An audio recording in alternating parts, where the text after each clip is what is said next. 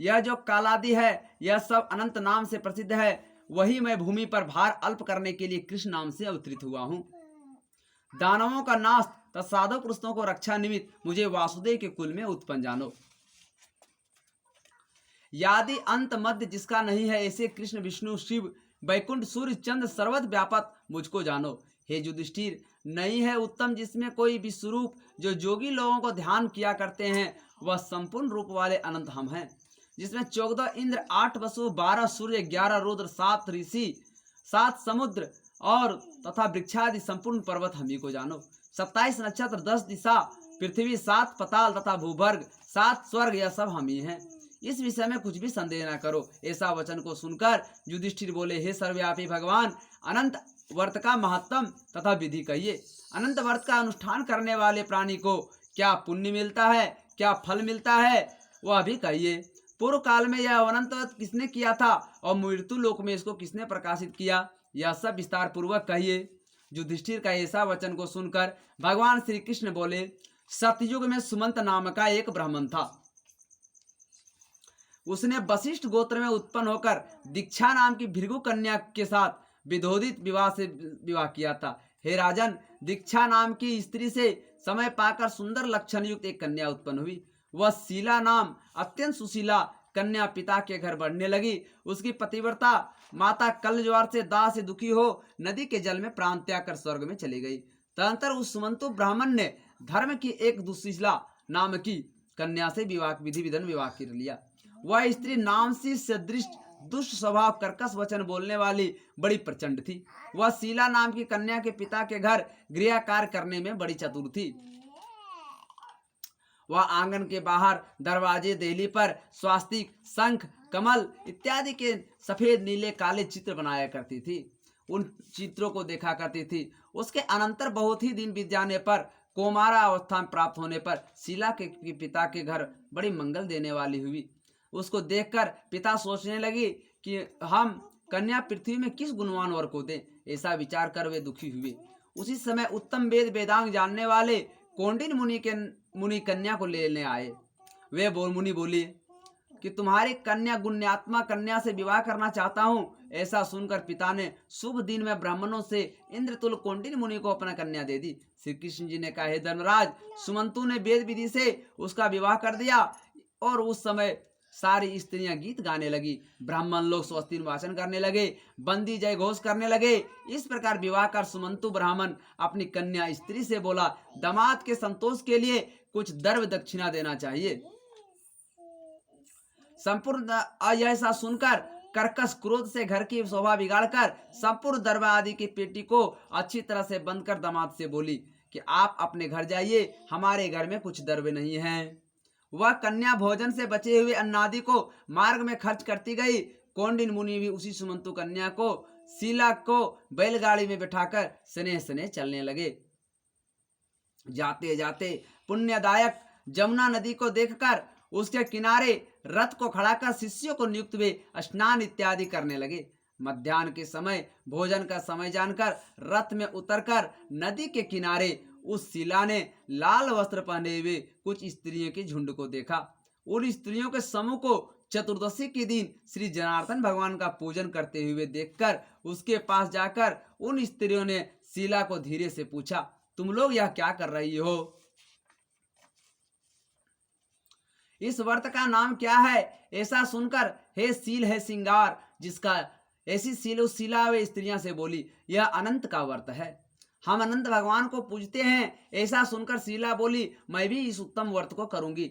इस अनंत व्रत की क्या विधि है? यह व्रत को किस प्रकार से की जाती है? इसमें क्या दान होता है? कौन देवता पूजे जाते हैं? वह सब आप सब मुझसे बताइए। ऐसा सुनकर स्त्रियां बोली, हे शीले, उत्तम अन्न को प्रस्थ स्थान आने के एक शेर लेकर मालपुआ आदि पकवान बनाकर आधा ब्राह्मण को दें, आधा स्वयं भोजन करें। फिर कृपणता न करते हुए, कंजूसी न करते हुए यथाशक्ति ब्राह्मण को दक्षिणा दें और व्रत को नदी के तीर पर लेकर भगवान की कथा को सुने। कूस के शेषनाग को बनाकर बांस के पात्र में रखकर फिर स्नान कराकर मंडप के भीतर भगवान को सविधिन पूजन करें। चंदन, फूल, दीप इत्यादि नैवेद्य आदि मिष्ठान सहित रखें।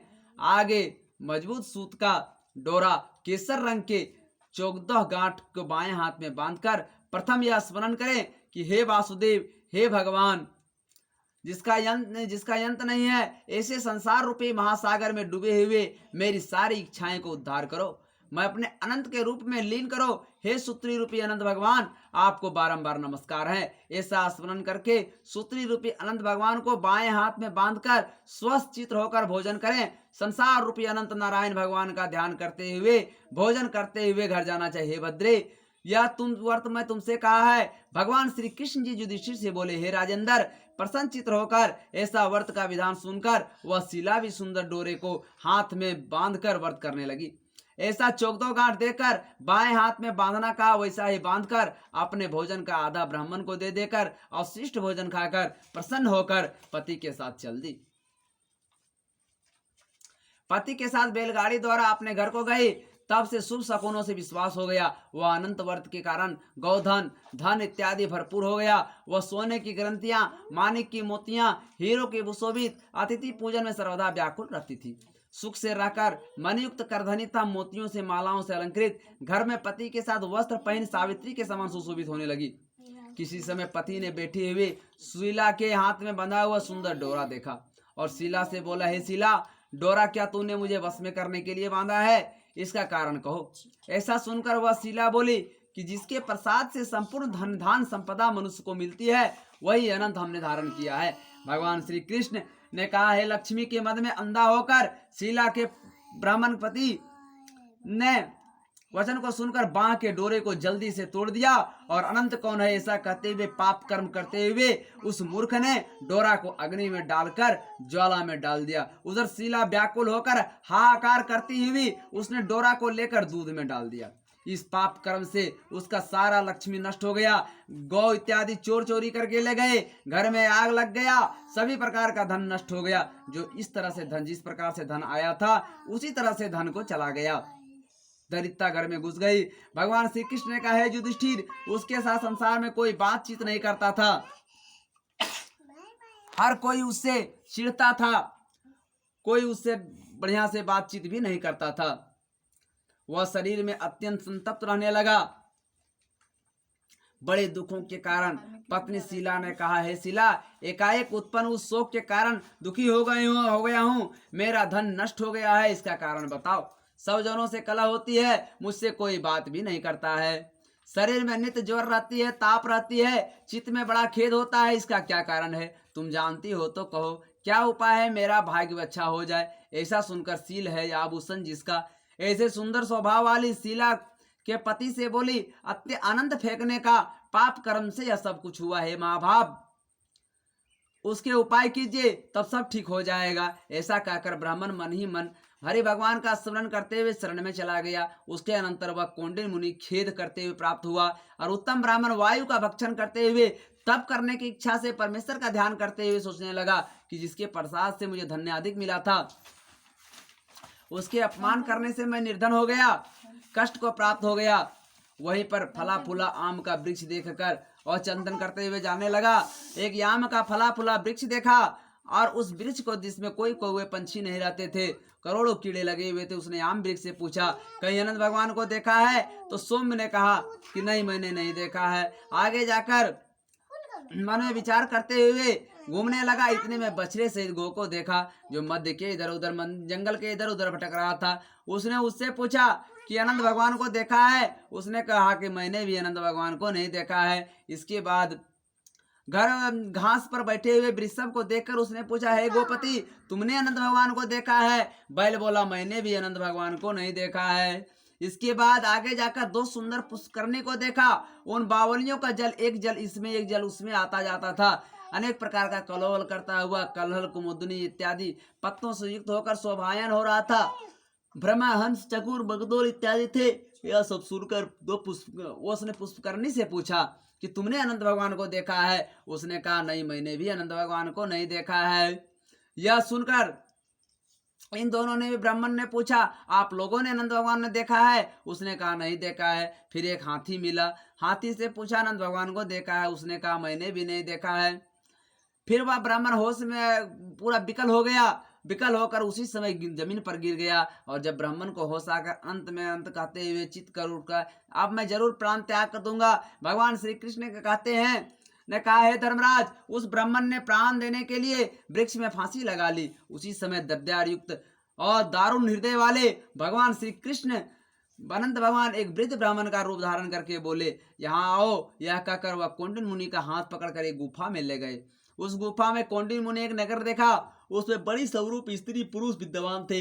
शुभदायक दिव्य सिंहासन भगवान बैठे थे, जिनके अगल बगल में चक्र आदि गद इत्यादि पंकजमय था। ऐसा कहकर अतिशय प्रकाश रूप वाले भगवान, हे नाथ, हे पुंडरीकाक्ष, हम पाप रूप पाप कर्म करने वाली हमारी आत्मा पाप रूप है और हम पाप से उत्पन्न हुए हैं, मेरी रक्षा करो, आप मेरे संपूर्ण पापों को हरने वाले हैं। उस मुनि का वचन को सुनकर अनंत देव बड़े कोमल वचन से बोले, हे विपेंद्र, डरो मत, जो तुमने मैं मन में हो कहो। ऐसा कहकर कौंडिन्य मुनि बोले, हे प्रभु, मैंने धन के उन्मत्त होकर धन के अहंकार में आकर अनंत भगवान का डोरा तोड़ दिया था।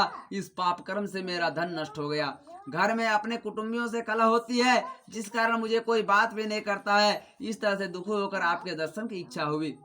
कृष्ण भगवान महाराज जी समझ गए, हे युधिष्ठिर, भक्ति से प्रसन्न होकर देवता क्या नहीं देते हैं। ऐसा उत्तम जानकर अनंत भगवान बोले, हे कौंडिन्य, तुम विलंब मत करो, अपने घर जाओ और भक्ति से 14 वर्ष तक आनंद का व्रत करो। इससे संपूर्ण पाप का छुटकारा हो जाएगा और मेरा स्मरण करके बिना संदेह मुझे प्राप्त कर सकोगे।